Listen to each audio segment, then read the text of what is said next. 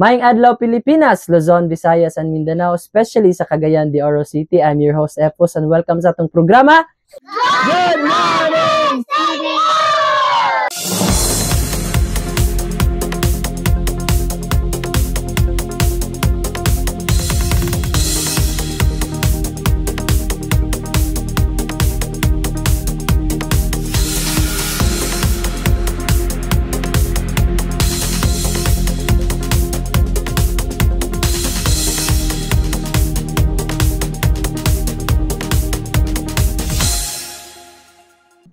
Daghang salamat sa itong padayon nga suporta sa atong YouTube channel and Facebook page. Thank you so much once again guys sa padayon nga suporta and even sa paghuman sa mga videos nato o even sa mga ads ninyong ginahuman. So please thank you so much guys for helping us sa atong channel by finishing the advertisements. So diya ta makabawi guys para sa atong mga future nga mga buluhaton diri sa Pinoy Rab YouTube channel. Thank you so much once again guys, and if katong share po sa itong mga videos, daghan kayong salamat guys sa pag-inform po sa uban nga lain-lain na itong mga videos diri, labi na sa atong balita, sa atong mga tour, mga views diri sa YouTube channel nato o sa Facebook page. Thank you so much once again guys, subscribers, followers, and mga fans sa Pinoy Rab. Thank you so much guys. And if bago pa ka naka-tune in aning YouTube channel, please don't forget to subscribe. Hit the bell button para ma-notify mo guys sa bagong mga videos nga itong i-upload diri sa YouTube channel sa Pinoy Rab. And also sa Facebook pod, kung pa ka nakapollow, please do follow, like, and share. Daghang salamat sa suporta guys. O sa future na nga mga followers and subscribers, please don't forget guys to support us by finishing our videos, sharing the videos, para lain-lain na pod ang mga tao nga makabalo sa atong mga videos diri. Thank you so much once again. And karon, lain na po datong interview ug atong tukion kung sa ginaaning iconic kay nga lugar, which is lain-lain ang tinuuhan, ilang explanation, scientific explanation nga nganong init gid ni siya nga tubig, no? Nga or a spring nga ginatawag nila. So please help me welcome, ladies and gentlemen, Arden Hot Spring Resort of Mount Hibuk-Hibuk.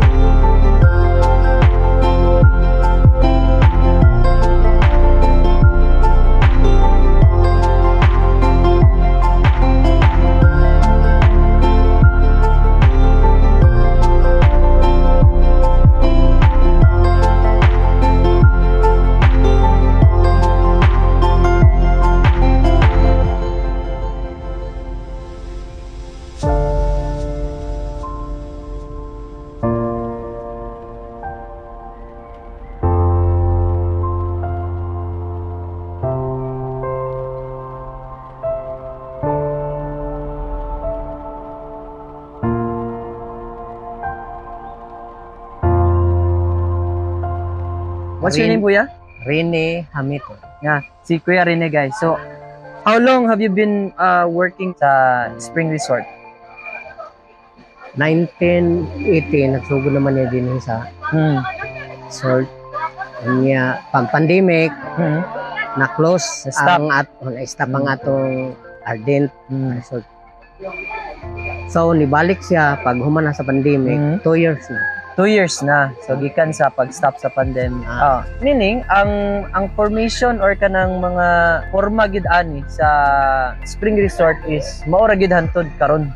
Gikan pa sa una. Oo, maura gyapon siya. Ang natay warm nga tubig dito nakagikan sa mga bangag-bangag sa gilid. Diha ni agi ang atong warm nga tubig galing sa hibok-hibok. Galing sa hibok-hibok. So sa top pagid kini siya. So unsa man ni siya diri dapit kung dato ang top unsa man ni dapit? Kini siya maoy tiilan. Tiilan. Sa Tagalog pa buntot ni siya. Buntot. Sa Mount Hibok-Hibok. So sa kataas sa Mount Hibok-Hibok, ang iyang flow sa current lugar kibali sa tubig is that kanang nahimo siya init padulong dinhi. Siguro. Kay siguro nakaagi siya dito og kuan ba na tayo ba yan? Na mga asupli nagsiga. Asupli. Na mga kalayo. Na nga nainit siya. Pero ni minus gid ang kainit sa tubig karon, di para sa una. Di para sa una, init gid sa una. As in gaaso-aso gid siya sa una. Makakuan gid siya sa itlog. Karon dagan ang bugnaw ni gawas. Gamay lang ang init. Dili baka kuya nga niinit siya tungod kay dagan gapangihi. Ay. Murag.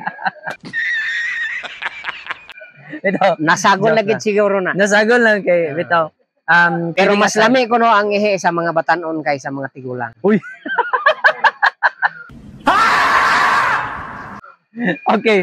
So, lahi ra gid kuya no gabi magyapon pagpakatawag yapon. Okay.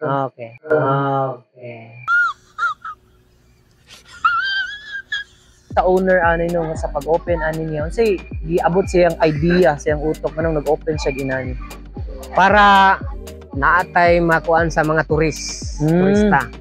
Kay usa man gid ni pangitaon ang init sa Camiguin kay nadungog naman ni sa una. So tugnaw gid ang Camiguin. Mo nang gapangitawag-tawag ka nang kuan. Dili po siya nga tugnaw, napagi usa na season na season. Naapoy init. Napoy init. December magpags na siya dire sa mga bukid-bukid, sa mga bundok ba. Gapags ni dinhi. Papags, pero dili permanente. Lagi kay ga-approach pa mi sa Camiguin, na pa mi sa barge no, kakakita na mo nga ang clouds gyud or ang sa tawagan na fogs.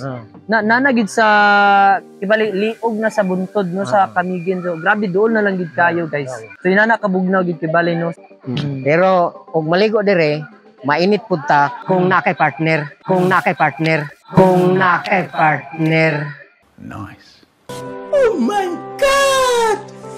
Wow! Yeah, boy. Naay partner mas mainit pa. Mas mainit.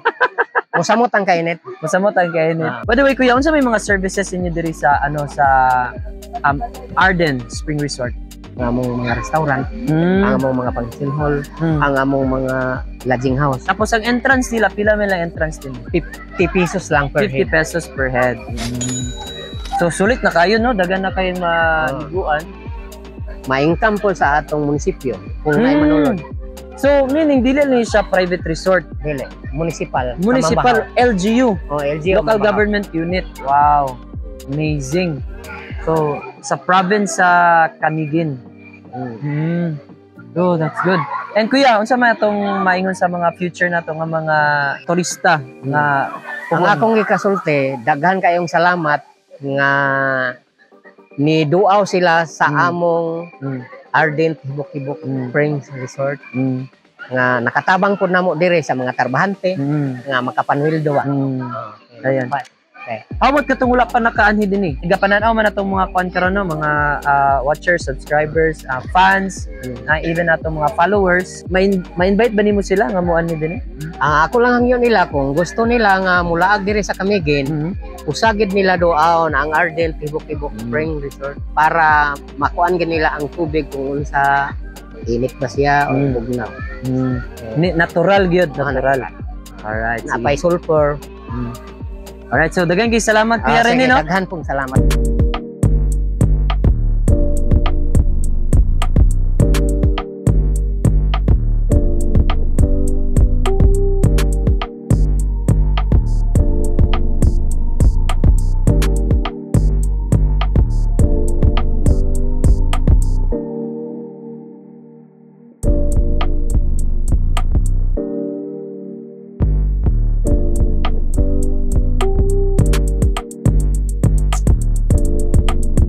Guys, I'm Cindy Hamiro. Dili ko first timer kay nakaanhin ako way back before mga kuan siguro elementary. Syempre ganahan jud ka mabalik-balik basta kauban ng family. Yeah, family. So, by the way, unsay naa sa Mount Tibok-Tibok Arden Spring Resort nga ganahan magikagbalik? Makarelax sila hang tubig kay mas steam ka. So, recommendation, mobalik pa o dili na? Mobalik with fun!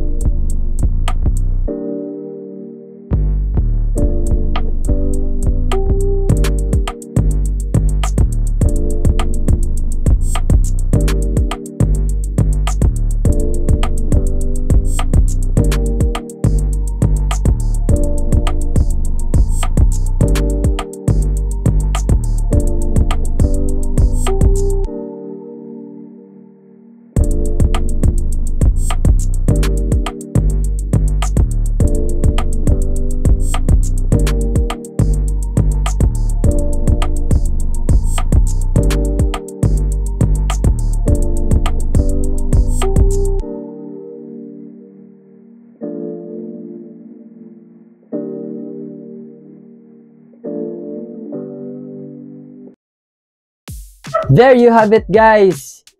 Mount Tibok-Tibok Arden Spring Hot Spring Resort. Grabe. So kulba kayo, di ba? So gikan pa si babaw no naka-encounter siya mga init or kalayo asupli, mo ding init day kuno ang Arden Hot Spring Resort. So, tinod ba ka na? But comment sa comment section guys kung unsa inyong idea, unsa gi mas dakong rason kung sakto bagid si kuya nga giinit siya gikan dadto sa mount padulong sa ubos or naay other nga explanation. Please do comment sa comment section guys. So thank you so much once again. And again, kung bago pa ka naka-tune in ani nga YouTube channel, please don't forget to subscribe. Hit the bell button para ma-notify ka sa bago nga mga videos nga atong i-upload diri sa atong YouTube channel and sa atong Facebook pod. Kung wala ka naka-follow, please do follow, like and share. Thank you so much once again. Ug atangi sa sunod nga video nga ito'y pagawas karon, mao ni ang atong next interview or laagan. Thank you so much guys. Another na po na person, character, event, and view nga atong ma-encounter sa atong bago nga video. So thank you so much once again sa atong subscribers and followers. I'm your host, Epus. Good morning, studio! And here we are now, Santo Niño Springview Resort. Alright.